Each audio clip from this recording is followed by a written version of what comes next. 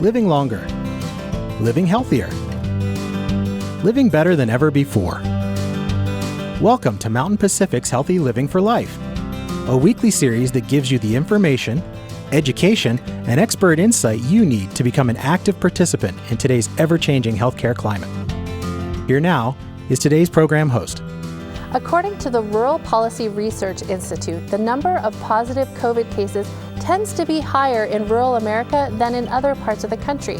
And people living in rural areas also tend to not get vaccinated against COVID. Welcome to Healthy Living for Life, a show dedicated to helping you do just that. I'm your host, Beth Brown, and today we're talking about vaccine hesitancy in rural communities. Stay with us. Welcome back to Healthy Living for Life. Joining us first this morning is Christy Gabriel, who survived COVID-19 after being given just a 1% chance to live. And gosh, Christy, thanks so much for being on our show today to share your story. Thank you so much for having me. Well, we appreciate it, and it is such a powerful and emotional one. So let's dive right in and start with symptoms. When did you first start having symptoms, and what were those like for you? When I first started having symptoms, I had a fever of 104. I had body aches. I had headache, vomiting, nausea. I had lost taste and smell. And that happened for about a few days. And then after a few days, I started having respiratory issues. I started having a sore throat, cough, and shortness of breath. And then my oxygen level started to decrease as well. And you used to be a respiratory therapist too. So how did that play into your experience? As a respiratory therapist, I was trained to monitor other patients with their respiratory status and apply different tools as they needed, whether it be oxygen to ventilators. So I was familiar with monitoring those patients. So when it came to monitoring myself, it was pretty much second nature. So I began monitoring my oxygen level and my work of breathing, and my oxygen level was steadily decreasing. So I went to the emergency room and I was diagnosed with pneumonia from COVID, and I was placed on oxygen and I was sent home with oxygen. And then you ended up going back to the hospital, is that right? Can you talk about your second visit? Sure. So when I went back to the hospital, the reason why I went back to the hospital was because even having oxygen at home, it still wasn't enough. Normal oxygen levels are run 90 to 100%, and mine was running in the 80s. And I was giving myself the maximum amount of oxygen, which was 6 liters that I could at home. So when I went back to the hospital, I went to the emergency room and they placed me in high flow oxygen. And at that time I was needing 60 liters of oxygen. Wow. So from there, they admitted me to the hospital, and I was steadily declining with my oxygen and my shortness of breath. I was having a very difficult time catching my breath. So they sent me over to the ICU so they could monitor me more closely and help support me as I needed. So once I got to the ICU, I was placed on the CPAP machine, which is a mask that delivers oxygen and pressure into my lungs. And that helped for a little while, but I was steadily declining even on that. They had me on the maximum pressure and oxygen on the CPAP, and it wasn't enough. Wow. And because of hospital restrictions, I assume you were alone during all of this too, and without your husband. Can you just talk about that a little bit? Sure. Yeah, I was by myself, and when you don't feel well, the one person you want is your person with you to help you in any way that you may need, and to look out for things as you progressed in your illness. It was very difficult. When I was on CPAP machine, I began having more and more shortness of breath, and I couldn't catch my breath. I was coughing incredibly amount, like I just couldn't catch my breath. And at that time I was texting my husband off and on to let him know how I was doing. And as I progressed, I knew I was getting worse. So my last text message I sent to my husband was very concerning. I didn't know at that point if I was going to make it. So I instructed him about life insurance and what my final wishes were, because I knew I was not doing well. Wow, Christy, that's so scary. But you were still in such a logical place and there for your husband. That's amazing. And this all happened before the vaccines were even available. Do you think if you had been vaccinated, that would have made a difference? Absolutely. I sure wish vaccines could have been available. I just missed it by a little window of time, but it certainly would have decreased my severity of illness, and I probably would have avoided being on the ventilator and life-flighted and ECMO at that point. So it would have been very helpful. And you live in rural Wyoming, where that's a state that has consistently had low vaccination rates, even after the vaccine has become available. Can you talk a little bit about your experience? What is it like to be running into people who are hesitant about the vaccine? You know, in general, let's just say it's frustrating. There is so much information online now that helps people to make good decisions, but there's also a bunch of misleading information that's out there. And that's, people don't know what to believe, and they're hesitant because this is all new and they don't want to get the vaccine because they don't know what the long-term side effects will be. However, I can tell you the side effects you may have getting the vaccine, such as a sore arm or fatigue or a headache for a day or two afterwards, is minimal compared to going through what I went through without the vaccine. For sure. So I would highly help educate people in making that decision. We're almost out of time. Christy, would you say COVID has changed you, and what would you tell people about your experience? COVID has changed me. I was life-flighted to Billings, Montana, and I was placed in a medically induced coma on a ventilator. And then I was placed on ECMO, which is an artificial heart-lung machine that took over the function of my lungs. It was very difficult to go through that. I had a lot of side effects. And after getting off the ventilator, I was extremely weak. I could not do anything for myself. I could not walk. I couldn't brush my teeth. I couldn't comb my hair. I was very weak. For about 3 months, I had to have my husband care for me at home. I couldn't even bathe or dress myself. It was very difficult to overcome all of that. And overall, it has dramatically improved my outlook in life. I am very thankful and blessed that I was the lucky 1% that made it.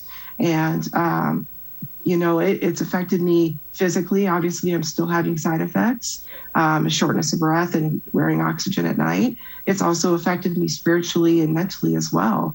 And it's been very difficult to overcome. And I certainly wish that no one else would have to go through that.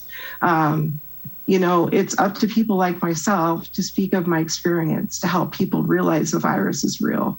I truly feel like part of the reason I survived is to help bring awareness to the severity of the virus, to help educate others about the importance of the vaccine. It's my hope that sharing my story, I can touch at least one person who chooses to take COVID-19 more seriously and get vaccinated. Christy, we thank you so much, and we really appreciate you coming on and sharing your experience, and I do hope that people hear it and it makes a difference. Thank you so very much. Thank you very much. We do need to pause here for a break, but when we come back, we're going to talk about some of the numbers behind hesitancy around the vaccine and what we might be able to do about those. Stay with us. We'll be right back.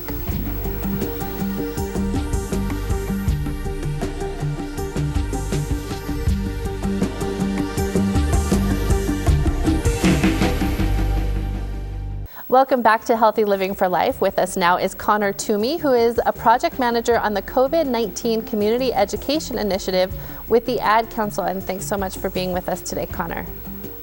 Yeah, thank you for having me. So can you give us an overview of the work that the Ad Council does, especially when it comes to the COVID-19 initiative?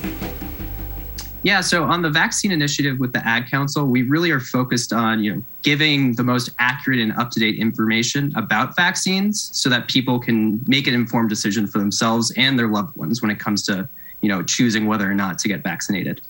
Perfect. Yeah, informed decisions are so important. And you focus on lots of communities, but also rural communities, as I understand it. So what are some of the partners that you worked with on that? So we've actually, to reach rural communities, we actually worked with a number of organizations to reach in there. And, primarily we've worked with, the National Association of Farm Broadcasters to do some radio PSAs, the American Federation or Farm Bureau Federation to do some video PSAs to get the word out. But a lot of the work has been focused on, local and state health organizations to directly engage people to help them get over that hesitancy about vaccines. Yeah, that's great. And so in doing all of that and in your research, what did you find out about rural communities, especially compared to urban or even suburban areas? So yeah, when the vaccine started to roll out, there was a bit of a lagging that we found with getting the vaccines into rural communities. A lot of times we were hearing people had to drive an hour or more in each direction to find a vaccination site, if they could even find one. But even as the vaccine started to roll out a bit more in the late spring and early summer of 2021, we were noticing that there was still an increased level of hesitancy in rural communities surrounding the vaccine. Okay. And so for those people watching at home that are like, yeah, so why is that important information to know? Well, yeah, as far as, where the Ad Council and where, the larger community trying to get people vaccinated, we realized that, rural communities are a really big, important area for us to focus on when communicating about vaccines. And, as the vaccines were being rolled out, there was a lot of information that people were being, fed or, just seeing on social media or in the news. And so we really wanted to make a clear path for everyone across the country, not just, urban and suburban areas, but also rural areas, so that they could get accurate information about vaccines and make that informed decision. And within your research, did you get a feel for why rural areas tend to be more hesitant than other areas? Are there causes there that we could identify? There's definitely a number of reasons that we found rural communities are hesitant, but the two primary ones that we found were, a lot of concerns around the potential risks about vaccines, as well as just the speedy nature that the vaccines were developed over the past 2 years. And so what do we do with that information? And I'm guessing that's where those ads and those PSAs came in. How did you use that information to get over those roadblocks? Well, I think the first thing that we realized is that, the pandemic overall has been really stressful for people, and there's a lot of information out there. So telling people that it's okay to have questions, it's okay to not have all the answers, that's really important for people to hear. But once you say that, it's really important that you focus on providing that, really up-to-date, accurate information from trusted medical experts and doctors so that people can make that decision. And as you were saying, yeah, that's what we focused on when we were developing our PSAs, to showcase that, the vaccines were developed with really intense scrutiny, as well as, that they provide the best defense against the serious symptoms of COVID or, hospitalization. And so for those of us who do have faith in this vaccine, I'm vaccinated, I'm boosted, but it's such a divisive conversation to try to have with friends and family who are hesitant or do not know if they can trust the vaccine. Do you have advice for people like me who are trying to have those conversations and don't want to make matters worse or get into a fight with the people we care about? Yeah, definitely. Those conversations are tough to have. And I think the first and most important thing to focus on is just listening and leading with empathy when you have those conversations, making sure the people's concerns are heard and you're not delegitimizing how they feel about the vaccine. But once you do that, I think it's important to show people, the facts that really helped you make that decision, how you weighed the risks and benefits of getting vaccinated so that they can see that conversation or that process play out in their own minds. And lastly, you may not be able to completely convince them that, it's right to get vaccinated, but they should still, be open to being vaccinated. And if they have concerns still, talk to their doctor, talk to their physician. those are the big things that we want to focus on in those conversations. Okay, those are really good tips. If people want more information about what the Ad Council has done, where can they go? So the website that we have and all of our PSAs direct to it is getvaccineanswers.org. And there you can find all the latest facts about vaccines, and as well as places where you can go and get vaccinated. We have a tool that helps you locate, local vaccination sites in your area. So if you're looking for any information, whether that's about new variants, booster shots, or even the latest vaccines for children, go to that website, getvaccineanswers.org. Awesome. Thank you. All right. We are coming up on another break. Any final thoughts you'd like to leave us with today, Connor? I think, it's really just, if you're having those conversations, they've really evolved over the past, year, from just being vaccinated to, like I was saying, new variants and vaccines for kids. It's really important that you know the facts about that and to make an informed decision. Okay, perfect. Connor, thanks so much for your time. We really appreciate your expertise this morning. Thank you for having me. And we do need to pause here for a quick break, but coming up next, we're going to talk to a nurse practitioner who is in a rural community and learn about what she's running up against and how she's working with folks in those rural communities about vaccine and COVID-19. Stay with us. We'll be right back after these messages.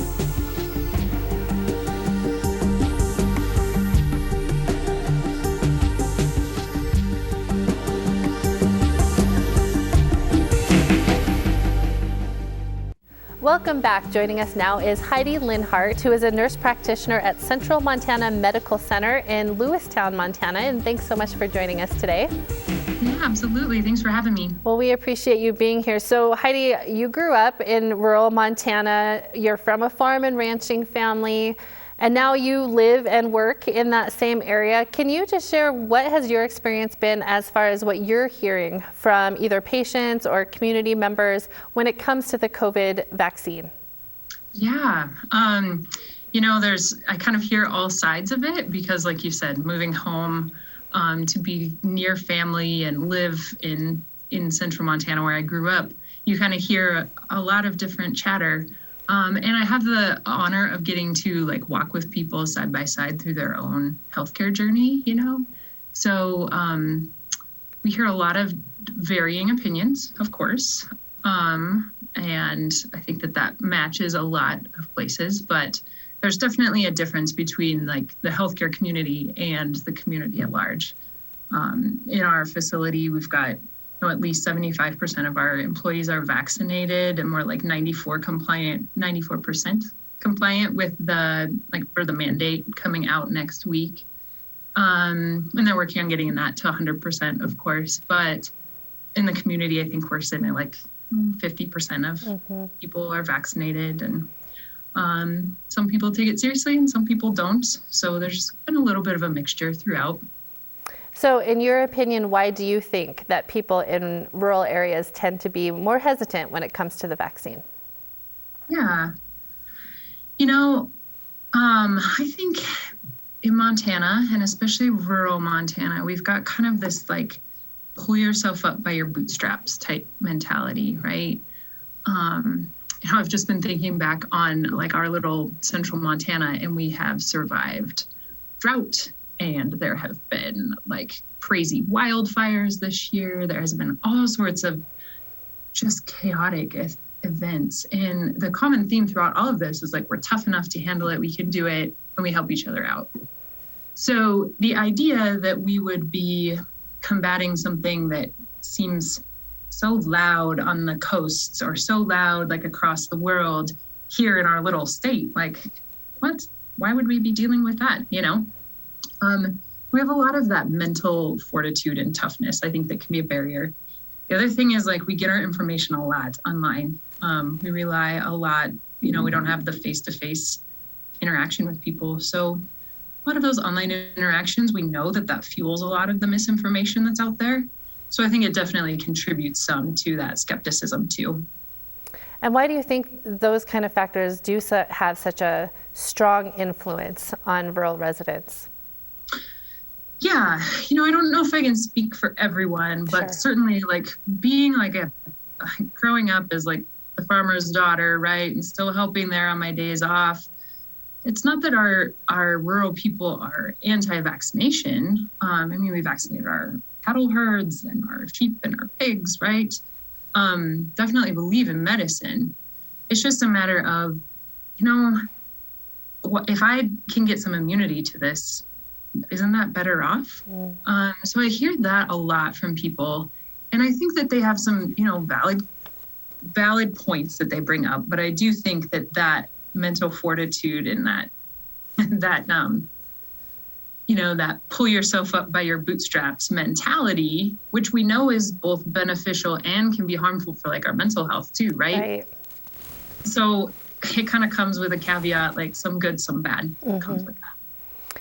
So you mentioned about half in the community are vaccinated. Have you seen any jumps in vaccination because of some of the variants that have been coming out?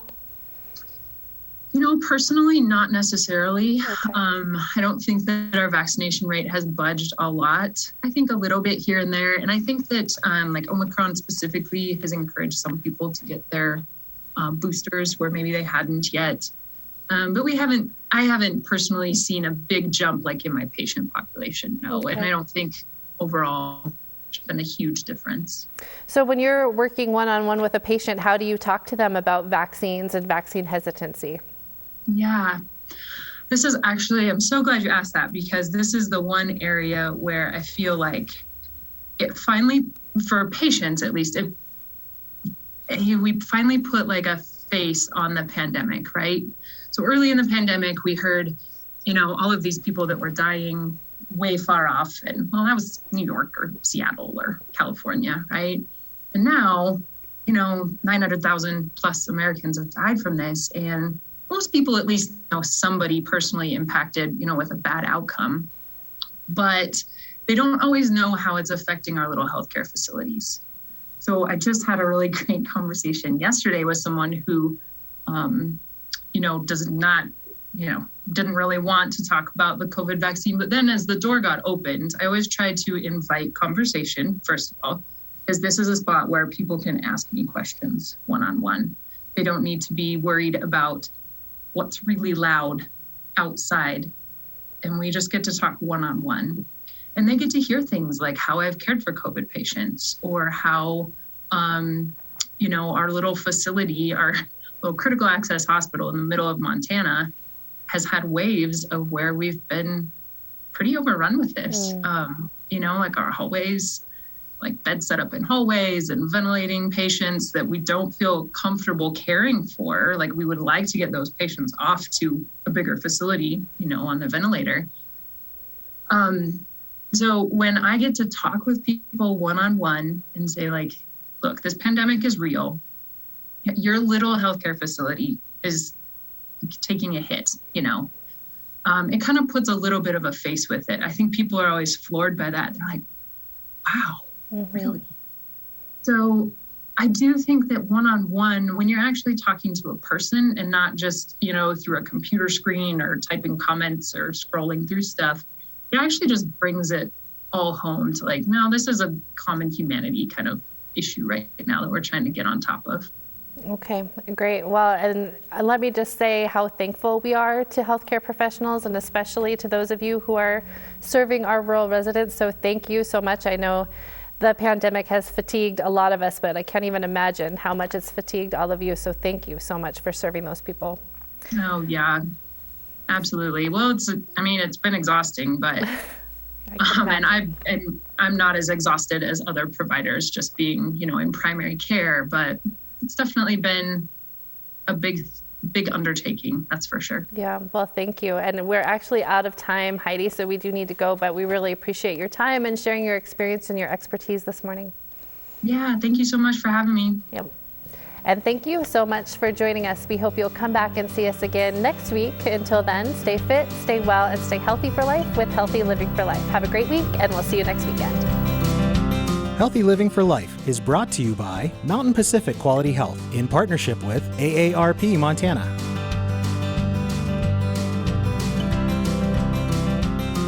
We'd love to hear from you. If you have suggestions for future programs, visit our website at mpqhf.org or call us at 406-443-5787. 888-888-4020. You can also catch us on YouTube by visiting our website and clicking on the Healthy Living for Life logo.